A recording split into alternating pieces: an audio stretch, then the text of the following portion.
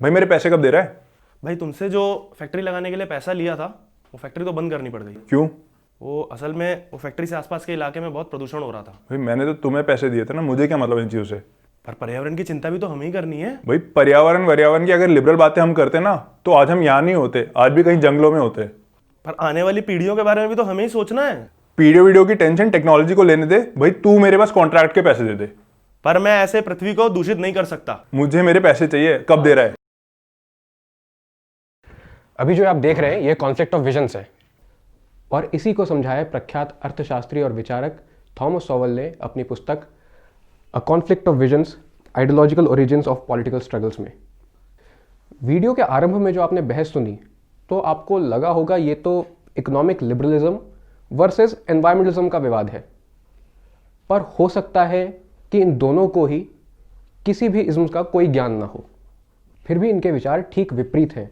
और सॉवेल का कहना है कि कुछ ऐसा ही लगभग सभी के साथ होता है, क्योंकि ये लड़ाई आइडियोलॉजी और इज्म्स तक सीमित नहीं है, ये तो दो विरोधी विजन्स का कॉन्फ्लिक्ट है। विजन क्या है? यहाँ विजन का अर्थ है गट फीलिंग, या फिर ये कहें कि किसी घटना पर पहली भावनात्मक प्रतिक्रिया, जैसे कि यह अच्छा है, यह बुरा है, इसे विजन कहते हैं।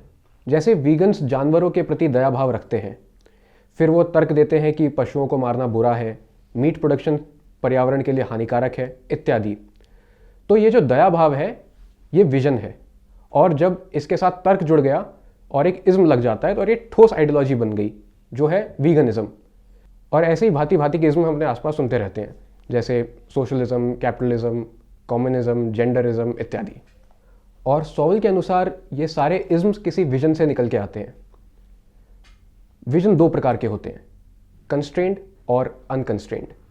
कंस्ट्रेंड विजन का मानना है कि मानव कमियों से परे नहीं है, उसके अंदर कमियां हैं और वो अपना हित पहले देखता है। इसीलिए सामाजिक व्यवस्था को ऐसा बनाना चाहिए कि वो इस कमियों को नियंत्रित कर सके और समाज में सामंजस्य स्थापित कर सके। जबकि अनकंस्ट्रेंड विजन का मानना है कि मानव में कमियां नहीं होती, कमियां तो समाज में है, इसीलिए मानव को खुला छोड़ देना चाहिए और समाज को बदलना चाहिए। जैसा कि रूसो ने कहा है, man is born free but is everywhere in chains.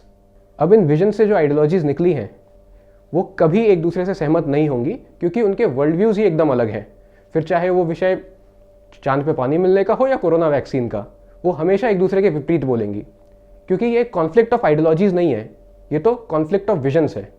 उदाहरण के लिए समाज में परिवार व्यवस्था, कंस्ट्रेंट विजन कहेगा कि परिवार का बहुत महत्व है, परिवार व्यक्ति को परिपक्व बनाता है जिससे उसके जीवन में स्थिरता आती है। वहीं अनकंस्ट्रेंट विजन कहेगा कि परिवार ही तो व्यक्तिगत आकांक्षाओं को कुचलता है, यह तो उसके पैरों में पड़ी एक बेड़ी है जो उसे आगे बढ़ने से रोकती है। अब प्रश्न ये उठता है कि विजन महत्वपूर्ण क्यों है और इसका आम जनमानस पर क्या प्रभाव है। तो विजन से बनती है आइडियोलॉजी, आइडियोलॉजी से बनाई जाती है पब्लिक पॉलिसी, सारे नियम कानून जो सामान्य जनमानस पर लागू किए जाते हैं। जैसे कि मनरेगा, इसको लाए थे वामपंथी अर्थशास्त्री। उनका कहना था कि समाज में लोगों का शोषण हुआ है और सारा धन कुछ व्यक्तियों के हाथ में चला गया है। अब राज्य को चाहिए कि वह धन उन व्यक्तियों से लेकर समाज में समान रूप से वितरित करे। जो लोग इसका विरोध कर रहे थे, कंस्ट्रेंट विजन वाले, उनका मानना था कि इस प्रकार की नीतियां लोगों को पूर्णतः राज्य पर आश्रित करके पंगु बना देंगी और उनके अंदर की उद्यमिता और एंटरप्रेन्योरशिप को मूलतः नष्ट कर देंगी।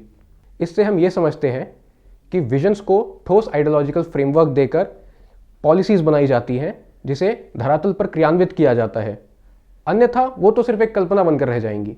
बहुत से लोग ये चिंता व्यक्त करते हैं कि भारत में हिंदू विचारों के अनुसार नीति नियम कानून क्यों नहीं बनते। तो इसका स्पष्ट कारण है कि हिंदुओं ने अपनी विचारों को ठोस आइडियोलॉजिकल फ्रेमवर्क नहीं दिया है जिसे आज के समय में क्रियान्वित किया जा सके। कैपिटलिज्म और कम्युनिज्म ने पिछले 2 से 3 शताब्दियों में अपने विचारों को ठोस आइडियोलॉजिकल फ्रेमवर्क देकर इतना सुदृढ़ कर लिया है कि वो आज पूरे विश्व पर प्रभावी है। वहीं हिंदू पक्ष में ऐसा कोई कार्य नहीं है, इसीलिए आज भी हमारी सारी नीतियां इन्हीं 2 विचारों से प्रभावित हैं। इसीलिए हिंदू केवल इन 2 विचारधाराओं के बीच में झूलते रहते हैं। और अगर आप इस कॉन्फ्लिक्ट ऑफ विजन्स को और गहराई से समझना चाहते हैं तो ये पुस्तक अवश्य पढ़ें। धन्यवाद।